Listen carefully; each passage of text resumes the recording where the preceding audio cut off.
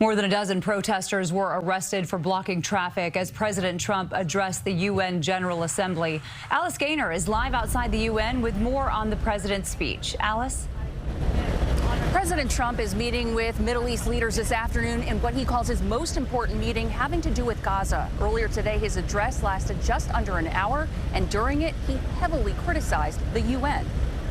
President Trump said the teleprompter wasn't working, so reading from his notes, he called this the golden age of America. Under my leadership, energy costs are down, gasoline prices are down, grocery prices are down, mortgage rates are down, and inflation has been defeated.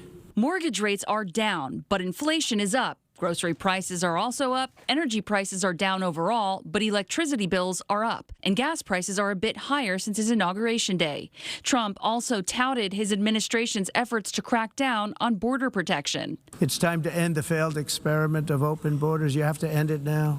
See, I can tell you, I'm really good at this stuff.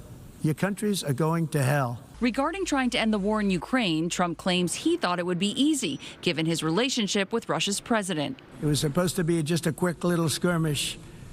It's not making Russia look good. Trump said the U.S. is prepared to impose tariffs on Russia and asked other European nations to do the same and to stop buying Russian oil. He met Tuesday afternoon with Ukraine's president. We need more pressure and more sanctions. As for several key Western allies of the U.S. formally recognizing a Palestinian state, the rewards would be too great for Hamas terrorists for their atrocities. This would be a reward for these horrible atrocities, including October 7th, even while they refuse to release the hostages or accept a ceasefire. Trump also attacked renewable energy and of climate change said, "It's the greatest con job ever perpetrated on the world, in my opinion." Last week, the independent National Academy of Sciences said human activity is releasing greenhouse gases that are warming the planet and causing extreme temperatures and changing the oceans.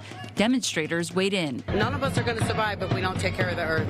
We need clean water. We need clean air. Over in Connecticut, work resumed on the wind farm project, Revolution Wind, after a federal judge ruled the Trump administration failed to justify its decision for a stop work order. This is a big day for consumers because this is a way that we bring down energy prices. Something we're talking to the Trump administration about every day. And after heavily criticizing the UN during his address, asking what its purpose was, Trump met afterwards with the UN Secretary General. Our country is behind the United Nations 100%. I think the potential of the United Nations is incredible. Now, after his meeting with Ukraine's president, President Trump posted on Truth Social he believed Ukraine could win the war and get back all its territory in its original form. That's different from what he has said recently, where he believed land swaps might be necessary. Live outside the UN on the east side, Alice Gaynor, CBS News, New York. Alice, thank you. And for more on this week's General Assembly, including an in-depth look at street closures impacting traffic across the city, head to cbsnewyork.com.